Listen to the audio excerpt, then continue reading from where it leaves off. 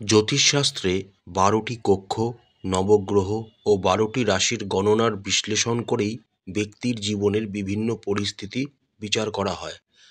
কোষ্ঠীর ১২টির কক্ষের নিজস্ব গুরুত্ব রয়েছে, তবে এগুলির মধ্যে লগ্ন বা লগ্নস্থানকে সবচেয়ে বেশি গুরুত্ব দেওয়া হয়।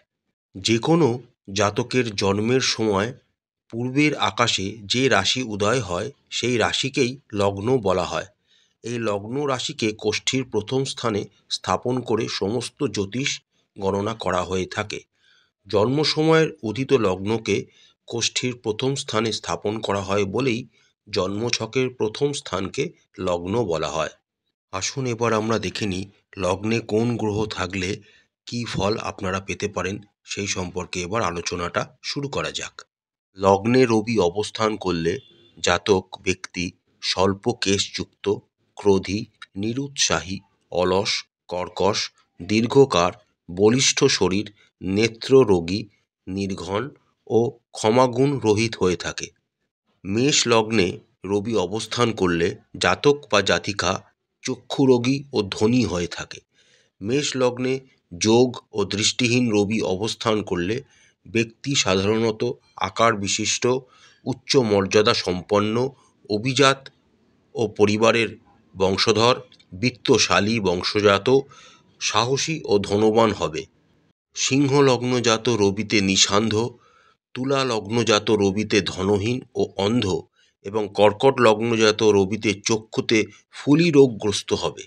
ধনু লগ্নে রবি অবস্থান করলে জাতক ব্যক্তি ভাগ্যবান, ধার্মিক ও ঈশ্বর শক্তি পরায়ণ হয়ে থাকে। রবির শত্রু, মিত্র, নীচ প্রভৃতি ক্ষেত্রে অবস্থান এবং শুভাশুভ কারকতা অনুসারে উপরে উল্লেখিত ফলের বৈষম্য লাভ হয়।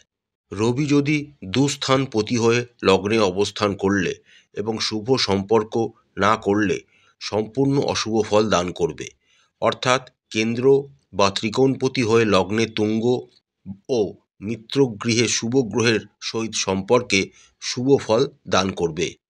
রবি বৃহস্পতি যুক্ত বা দৃশ্য হলে ও চন্দ্রের দৃষ্টি রবির ওপর থাকলে এবং বুধ যুক্ত রবি সর্বসময় শুভ ফলদাতা হয়ে থাকে। মেষ, বৃষ ও কর্কট লগ্নজাত চন্দ্র হলে জাতক জাতিকারা দয়া দাক্ষিণ্য, সদ্গুণ সম্পন্ন, রূপ ও সৌন্দর্যবান, সম্পদ, ভোগ প্রভৃতি তাদেরকে চন্দ্র প্রদান করে থাকে। অন্যান্য লগ্নে নীচতা, চঞ্চল চিত্ততা, উন্মত্ততা, বধিরতা প্রভৃতি উৎপন্ন করে থাকে। ক্ষীণ চন্দ্র স্থলে বিশেষ রূপে এই সমস্ত ফল উৎপন্ন হয়ে থাকে। পূর্ণ চন্দ্র লগ্নগত হলে জাত ব্যক্তি তেজস্বী ও অহংকারী হয়ে থাকে। ক্ষীণ চন্দ্র লগ্নস্থ হলে প্রস্রাব পীড়াগ্রস্ত এবং ক্লান্তিহীন হয়ে থাকে। লগ্নস্থ চন্দ্রের এই সাধারণ ফলের ভাবপতি গ্রহের কারকতা অনুসারে বৈষম্য হয়ে থাকে। বৃহস্পতি যুক্ত বা দৃষ্ট চন্দ্র সর্বদাই বা সর্বসময় শুভ ফলদাতা। পক্ষান্তরে ক্ষীণ চন্দ্র দৃষ্ট বা যুক্ত পাপগ্রহগণ অধিক পাপ ফল দান করেন না। পাপগ্রহগণ চন্দ্রের প্রভাবে আংশিক শুভফলও দান করে থাকেন। দুর্বল অথবা ক্ষীণ চন্দ্র তৃতীয়, অষ্টম, একাদশ বা দ্বাদশপতি হয়ে পাপ পীড়িত হলে মানসিক রোগগ্রস্ত হয় এবং বেঁচে থাকলেও তারা চিরকাল রোগী হিসাবেই তারা বেঁচে থাকে। চন্দ্র পাপযুক্ত বা দৃষ্ট হয়ে লগ্নের সঙ্গে সম্বন্ধ করলে জলমগ্ন হওয়ার সম্ভাবনা থাকে, অর্থাৎ জল থেকে তাদের ভয় থাকে। বৃষ লগ্নে চন্দ্র অবস্থান করলে জাতকের অসাধারণ মনোবল জন্মে থাকে। জাতকের অবশ্যই সম্মান ও পরাক্রম বৃদ্ধি হয়ে থাকে। ভ্রাতা ভগিনীর দিক থেকেও জাতক সুখী হয়। সচরাচর মঙ্গল লগ্নে অবস্থান করলে মতিভ্রম, হঠকারী ভাব, ক্ষতযুক্ত শরীর, সাহস ও উগ্রতা দান করে। লগ্নে মঙ্গল থাকলে জাতক অর্শ, ভগন্দর রোগী ও বিকল মহুমাযুক্ত উদর রোগী হয়ে থাকে। লগ্নস্থ মঙ্গল ছেলেবেলায় অজীর্ণ পীড়া, দন্তরোগ, কৃশাঙ্গ, শ্লেষাধাতুযুক্ত, পাপপরায়ণ ও খলচরিত্র করে থাকে। তাদের জীবনে বন্ধন ভয়, দ্বন্দ্ব ও অগ্নিভয় সবসময় বর্তমান থাকে। জাতকের স্ত্রী, পুত্রহানি, শির ও নেত্রপীড়া হওয়ার সম্ভাবনা প্রবল থাকে। জাতক বা জাতিকা সিংহের ন্যায় কর্মোদ্যমী হয়, কিন্তু তার যে কোনো কাজ করবার পরে ফললাভের সময় নানা প্রকার উপসর্গ উপস্থিত হয়ে মনকে তাপিত করে। লগ্নভাবগত মঙ্গলের অশুভ ফলসমূহ কেবলমাত্র বলবান বৃহস্পতির শুভ যোগ বা দৃষ্টিতে হ্রাস পায়। অন্য কোনো শুভ গ্রহ মঙ্গলের অশুভ ফলকে হ্রাস করতে পারে না, বরং মঙ্গলের প্রভাবে শুভ গ্রহ পতিত হয়ে মঙ্গলের অশুভ প্রকৃতি লাভ করে থাকে। রবিযুক্ত লগ্নভাবগত মঙ্গলে দাম্ভিক, চন্দ্রযুক্ত মঙ্গলে ক্রোধী, বুধ যুক্ত মঙ্গলে কূটনীতিবিদ, শুক্রযুক্ত মঙ্গলে কামুক, শনি ও রাহুযুক্ত মঙ্গলে গুন্ডা প্রকৃতি, কেতুযুক্ত মঙ্গলে বিষদাতা হওয়ার সম্ভাবনা প্রবল হয়। কেবলমাত্র স্বক্ষেত্র, তুঙ্গ, মূল ত্রিকোণগত এবং বৃহস্পতির ক্ষেত্রগত লগ্নস্থ মঙ্গল শুভফল দাতা হয়ে থাকে। সিংহ লগ্নে মঙ্গল পরিলক্ষিত হলে জাত ব্যক্তি শারীরিক দিক থেকে অবশ্যই শক্তিশালী এবং প্রভাবশালী হবে। সে ভাগ্যের উপর অবস্থাশীল হবে। মকর লগ্নে মঙ্গল অবস্থিত হলে জাত ব্যক্তি জাঁকজমকের সঙ্গে জীবনযাপন করবে। জ্যোতিষশাস্ত্র মতে লগ্নে বুধ অবস্থান করলে জাত ব্যক্তি শান্ত, প্রিয়, উদার, বিনীত, ধীর, সদাচারী, বিদ্বান, কলা বিশরদ ও একাধিক সন্তানযুক্ত হয়ে থাকে। লগ্নভাব জনিত বুধ গ্রহ দোষজনিত রিষ্ট নাশ করে। জাত ব্যক্তি তীক্ষ্ণ ধীসম্পন্ন, মসীজীবী, কান্তিমান এবং চিকিৎসাবিদ্যায় প্রাজ্ঞ হয়ে থাকেন। কিন্তু জাতক বা জাতিকার কোনো রকম ব্যাধির আক্রমণ হলে চিকিৎসায় সহসা আরোগ্য লাভ হয় না। জাত ব্যক্তি সম্পদশালী, বিদ্বান, তপপরায়ণ ও সর্বধর্ম নুরুক্ত হয়। বুধ গ্রহের শুভ এবং পাপ অবস্থান ভেদে স্বক্ষেত্রস্থ, মূল ত্রিকোণ, তুঙ্গ, ক্ষেত্রাদিতে অবস্থান এবং ভাবপতির কারকতা অনুসারে শত্রু, মিত্রাদি, গ্রহযোগ এবং দৃষ্টি হেতু উপরি উল্লেখিত সাধারণ ফলভোগের বৈষম্য ঘটে থাকে। শুভ গ্রহযুক্ত বুধ শুভ ফলদাতা এবং পাপ গ্রহযুক্ত বুধ পাপ ফলদাতা। মঙ্গলযুক্ত লগ্নভাবগত বুধে দুষ্টুবুদ্ধি পরায়ণ, বিরুদ্ধ সমালোচক এবং কূটনীতি বিশারদ হয়ে থাকে। চন্দ্রযুক্ত বুধ মেধাবী, স্মৃতিশক্তি সম্পন্ন ও কান্তিমান হয়। রবিযুক্ত বুধে বুধাদিত্য যোগ সৃষ্টি হয় এবং এনারা সত্যানুসন্ধান প্রিয় ও প্রাজ্ঞ হয়ে থাকে। বৃহস্পতি যুক্ত বুধে তীক্ষ্ণধী এবং বিদ্বান হওয়ার সম্ভাবনা প্রবলভাবে দেখা যায়। শুক্রযুক্ত বুধে জাতক জাতিকারা সুলেখক ও বাগ্মিতাকে নির্দেশ করে। শনিযুক্ত বুধে চিন্তাশীল ও দুর্বল প্রকৃতির করে তোলে। পক্ষান্তরে বুধ ষষ্ঠ, অষ্টম, দ্বাদশপতি হয়ে লগ্নে থাকলে যথাক্রমে ষষ্ঠপতিতে শত্রু সৃষ্টির বুদ্ধি, অষ্টমেতে আত্মধ্বংসের বুদ্ধি এবং দ্বাদশপতিতে অপব্যয়ের বুদ্ধি সৃষ্টি করে। কন্যা লগ্নে জাত ব্যক্তির জন্ম সময় বুধ লগ্ন অবস্থান করলে অতি শুভ ফল প্রদান করে থাকে। কন্যা লগ্নে বুধ পরিলক্ষিত হলে জাতকের শারীরিক সৌন্দর্য বৃদ্ধি পেয়ে থাকে। পিতার বিষয়ে সরকারি পৃষ্ঠপোষকতায় ক্ষেত্রে, চাকরি তথা ব্যবসার ক্ষেত্রে অর্থ, সুখ, সম্মান, সহযোগিতা এবং উন্নতিকে সূচিত করে। মিথুন লগ্নজাত ব্যক্তির ও লগ্নে বুধ থাকা খুবই শুভ। জাতক মেধাবী, কলাবিদ, সৌম্য ও সন্তান সুখে সুখী হয়। এদের রোগ সহজে হবে না, কিন্তু রোগ হলে জটিল আকার তা ধারণ করে থাকে। লগ্নে বৃহস্পতি থাকলে মানব মর্যাদা সম্পন্ন, প্রাজ্ঞ, উদার, রাজপ্রিয়, শান্ত, সুশ্রী, চারুদেহ, ভোগী, দানী ও সদাশয় ব্যক্তি হয়ে থাকেন। বৃহস্পতি লগ্নভাগগত হলে জাতক পণ্ডিত হয় এবং জনহিতকর কর্মগুণে খ্যাতিলাভ করে। এছাড়া লগ্নভাবগত বৃহস্পতিযুক্ত জাতক জাতিকারা দিব্য কান্তিযুক্ত, সুখী, সুন্দর ও স্বল্প বীর্যযুক্ত হয়। তারা ন্যায় নীতিজ্ঞ ও ধার্মিকও হয়ে থাকে। তারা অন্তরাত্মায় ও সৎ চিন্তায় তাদের জীবনে স্থান পায়। পারলৌকিক জ্ঞান মুক্তিই তার ভবিষ্যৎ চিন্তা হয়। তাদের ধনসম্পদ ভোগের নিমিত্ত তারা ব্যয় করে থাকে।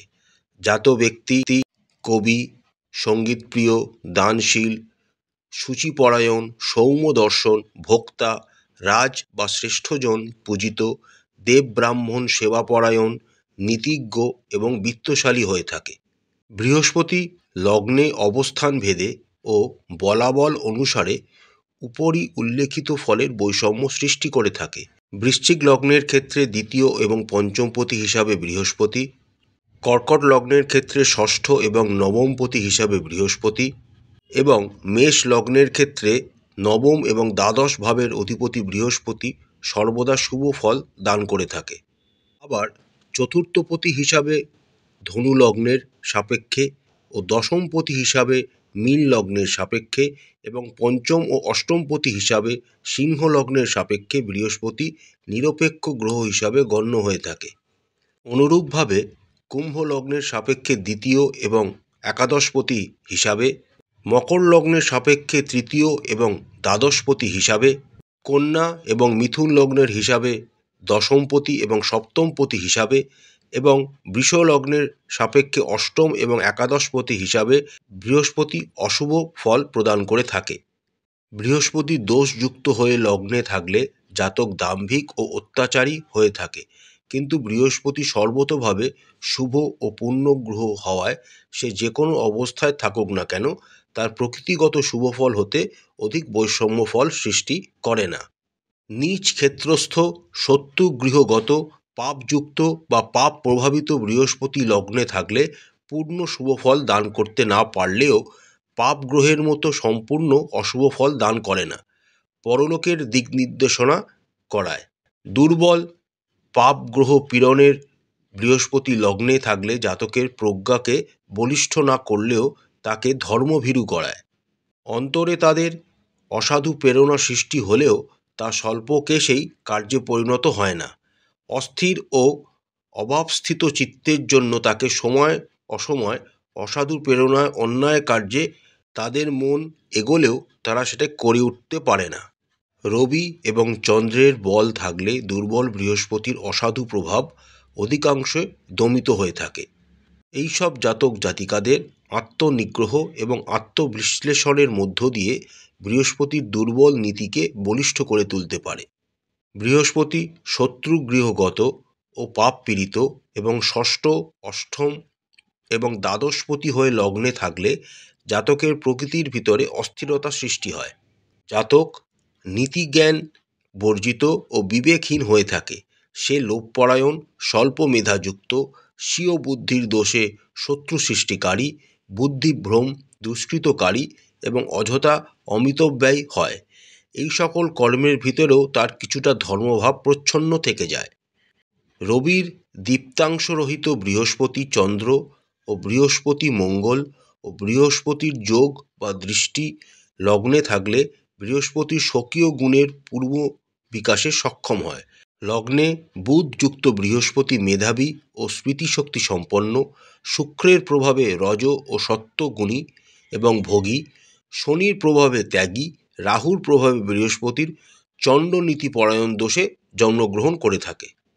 লগ্নে বা প্রথমভাবে শুক্র অবস্থান করলে জাতক প্রিয়দর্শন, শ্রীযুক্ত ও মিষ্টভাষী হয়ে থাকে। বহুবিধ বিদ্যায় তার অধিকার জন্মে। বিপরীত লিঙ্গের নারী বা পুরুষ সহজেই তার প্রতি আকৃষ্ট হয়ে থাকে। শুক্র লগ্নস্থ হলে জাতক সুন্দর কান্তিযুক্ত হয়। জাতক বহু নারী সুখ ও পুরুষ সুখ ভোগ করে থাকে। সে রজগুণের সাধনার মধ্যে দিয়ে পরলৌকিক আদর্শ গ্রহণ করে। জাতক বা জাতিকা বিভিন্ন সৎ অনুষ্ঠানে অনুরক্ত হয়ে থাকে। কাব্যশাস্ত্রাদি যজ্ঞনিষ্ঠ ও ধার্মিক হয়। সে শিল্পকলাভিজ্ঞ হয়ে থাকে। দুর্বল পাপপীড়নের শুক্র লগ্নগত হলে উপরি উল্লেখিত ফলের বৈষম্য ঘটে। দুর্বল শুক্রের প্রভাবেও জাতক সাহিত্য, সঙ্গীত ও শিল্পবিজ্ঞানে খ্যাতিলাভ করে থাকে, কিন্তু তার ওই সকল সাধনার ভিতরে কামভোগের অতিশয্যতা দেখা যায়। তাদের বহু নারী সঙ্গ বা পুরুষ সঙ্গের লাভেও তাদের জীবনে অতৃপ্তি কামনা বাসনা সবসময় বিদ্যমান থাকে। এ প্রসঙ্গে লগ্নে পাপ শুক্র এমনকি তুঙ্গ শুক্র থাকলেও অতিরিক্ত যৌনচারবশত যৌন রোগেরও সম্ভাবনা থাকে। লগ্নে শনি থাকলে জাতক জাতিকারা সর্বদা অসন্তুষ্ট, অতিলোভী, স্থূলদৃষ্টি ও দুরাকাঙ্ক্ষী হয়ে থাকে। এরূপ জাতক ও জাতিকা সচরাচর অপরের উন্নতিতে ঈর্ষকাতর হয় এবং কষ্ট পায়। লগ্নে যোগ দৃষ্ট ছাড়া শনি অবস্থান করলে জাতকের দেহ হবে দীর্ঘ, কৃষ্ণবর্ণ, বিকৃত দন্ত, ক্ষীণ, ধীর স্বভাব ও এদের দাম্পত্য জীবনে বাধা উৎপন্ন করে। লগ্নে শনির দৃষ্টি পড়লে দাম্পত্য জীবন অশান্তিময় তো হবেই, তার সঙ্গে বিচ্ছেদেরও সম্ভাবনা থাকে। সনাতন জ্যোতিষশাস্ত্র অনুসারে শনি লগ্নভাবগত হলে জাত ব্যক্তি প্রভূত ধনী হলেও তার দুরাশায় ও অতৃপ্ত আকাঙ্ক্ষায় সে সর্বদা চিন্তাক্লিষ্ট, স্থূল দৃষ্টি সম্পন্ন, বুদ্ধির জড়তায় সূক্ষ্ম বিচারে অসমর্থ থাকে। জাতক মানসিক অশান্তি ভোগ করে এবং পরশ্রী কাতর দোষ তার চরিত্রে প্রভাব বিস্তার করে বলে ক্রূর দৃষ্টি সম্পন্ন বা বিষ দৃষ্টিযুক্ত হয়। গ্রহদোষ সমূহ চরিত্রে থাকায় জাতকের চিত্ত সর্বদা উদ্বিগ্ন থাকে। লগ্নভাবগত শনির শত্রু মিত্র গৃহে অবস্থান ভাবপতির কারকতা, শুভ এবং পাপ গ্রহের প্রভাব ভেদে উপরি উল্লেখিত ফলের বৈষম্য হয়। তুলা, ধনু, মীন রাশিগত লগ্নস্থ শনিতে জাতককে রাজতুল্য ক্ষমতা দান এবং ভাগ্যবান করে থাকে। ইহা ব্যতীত সক্ষেত্রস্থ মূল ত্রিকোণগত কেন্দ্র বা ত্রিকোণপতি হয়ে লগ্নে থাকলে অধিকাংশ শুভফল দান করে থাকে।